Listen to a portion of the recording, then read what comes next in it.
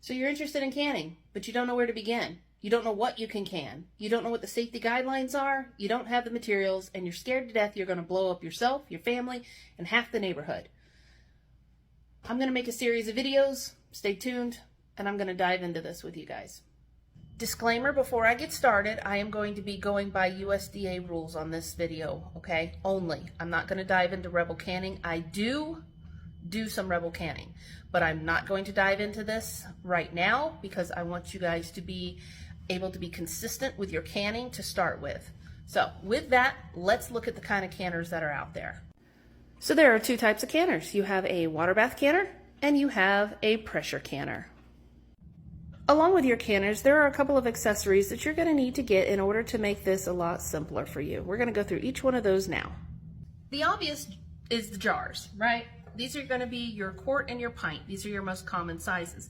Now jars do come in a bunch of different sizes, ranging from really pretty with designs on them, right? These has cute little fruits on them, really flat ones, other tiny little small ones. There's a bunch of them, but for the most part, quarts and pints are going to be your main focus. With those jars, you're going to come across lids and rings. Your rings simply secure the lid to the jar, just like that. All right? Your rings are reusable.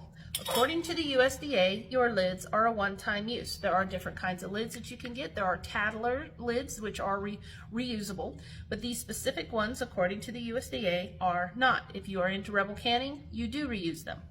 We'll get into that a little later in the series, but you can see this ring around this orange is your seal. It is rubber. So when it heats up, according to what the USDA teaches us, is it forms to that specific jar to form that seal. So when that jar is opened, this is now specific to this jar. And not all jars are made the same. They might come through the same stamp, but there will be little inconsistencies in them. And according to the USDA, it's those little inconsistencies that will cause those leaks. So that is why they don't want you to reuse them. Next, we have our funnels. Kind of common sense. Put it in, pour your goodies in, take it out.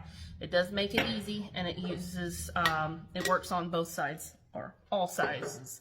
All right? The next thing we have is what we call a tong, or your tongs. So your tongs are used this way. I have seen people use them the other way. Please don't. This is your handle. This is what you hold on to. The bottom part has a rounded edge, which is made to grip the jar. Okay? Don't grip at the top. Try to get a good grip towards the bottom there. So you, in other words, you don't want to be up here. You want to be down here. That is how they work. All right? We have a wrench. You don't need this. It came with a kit that I bought years ago. All right? So let's say, for instance, you've done your canning. This has been on this jar for so long, you can't get this ring off. That is what this is for. It uses rubber to winch it and pressure to squeeze that lid off. Just like that.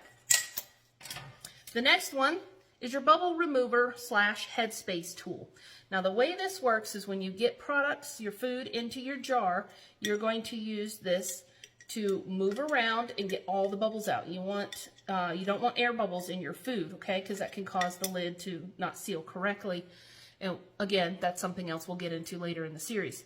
This is also a headspace tool. It has little measurements. I don't know if you can see these very well because it's focusing on my face.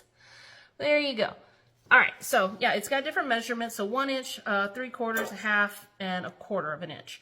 And that is because certain foods require certain distances from the top of the jar to the food. So if it says 1 inch headspace, you can gauge it at 1 inch. Typically 1 inch is right below the bottom ring.